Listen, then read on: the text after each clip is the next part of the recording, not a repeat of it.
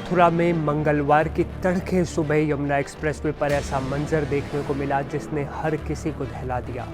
घने कोहरे में विजिबिलिटी बेहद कम थी और इसी बीच तेज रफ्तार में दौड़ती 7 बसें और 3 कारें आपस में टकरा गईं। टक्कर इतनी ज़बरदस्त थी कि कई वाहनों में आग लग गई।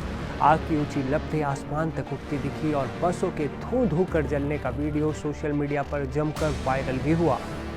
इस भयावह हादसे में 4 लोगों की जिंदा जलकर मौत हो गई, जबकि 25 से ज़्यादा लोग घायल हैं। उनका इलाज चल रहा है।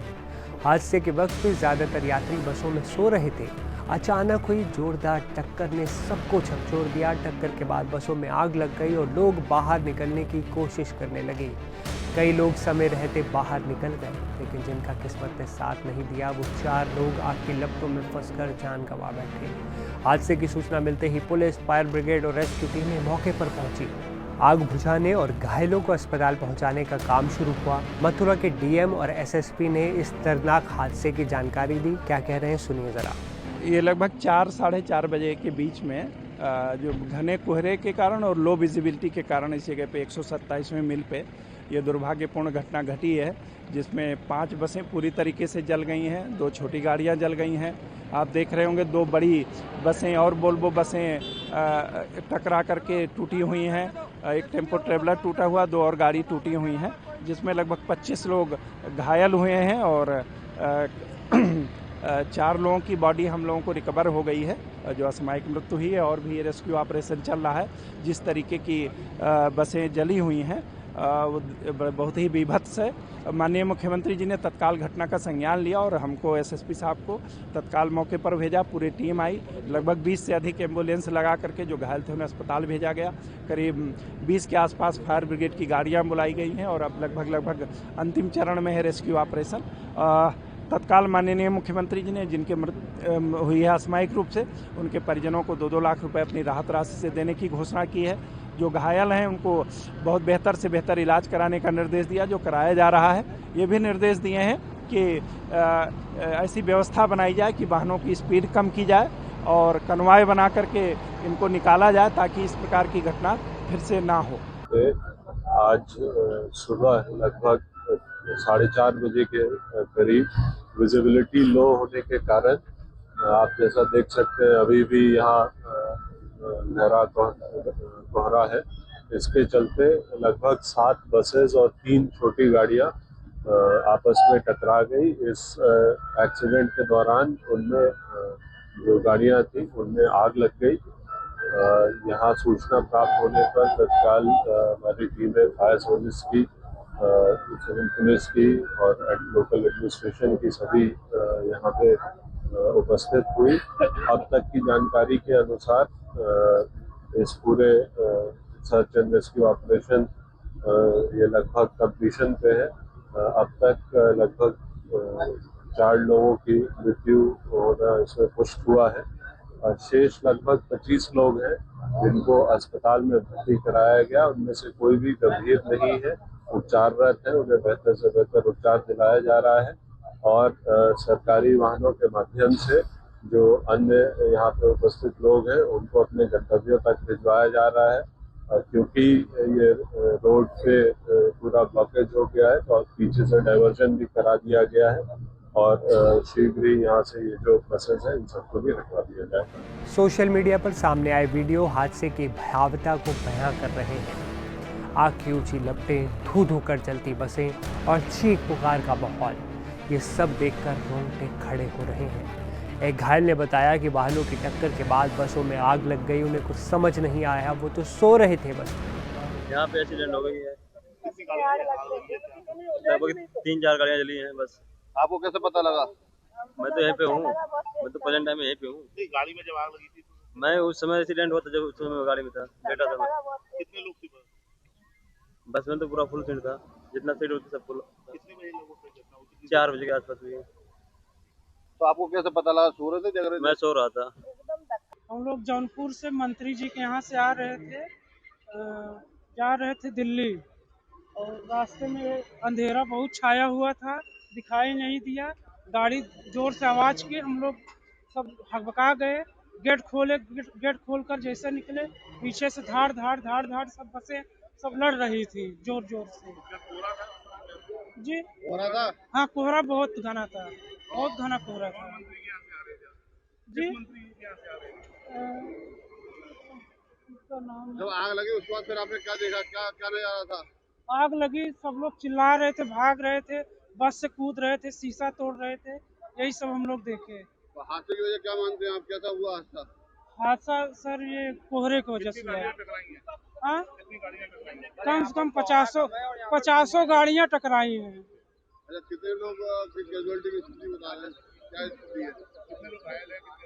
घायल कम से कम सैकड़ों लोग घायल हैं और 20-25 लोग खत्म हो गए हैं। हम आपके परिवार में कितने लोग खत्म हुए? हमारे परिवार से खाली वही एक बंदा, क्या नाम था? उनका नाम अखिलेश प्रताप यादव था। कहाँ के रहने वाले थे? ये रहने वाले थे थाना सराय ममरेज, ग्राम सभा मोहिद्दीनपुर, जिला प्रयागराज। हम लोग गिरीश क्या नाम है आपका, कहाँ से जा रही थी? कानपुर से नोएडा जा रहे थे। क्या हादसा हुआ, क्या पता चला?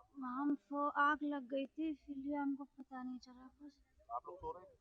हाँ, जब जगह क्या हुआ, क्या देखा आपने? झटका लगा, जब हम गाड़ी से उतरे तो मैं गाड़ी टूट के मेरे ऊपर गिरने लगी।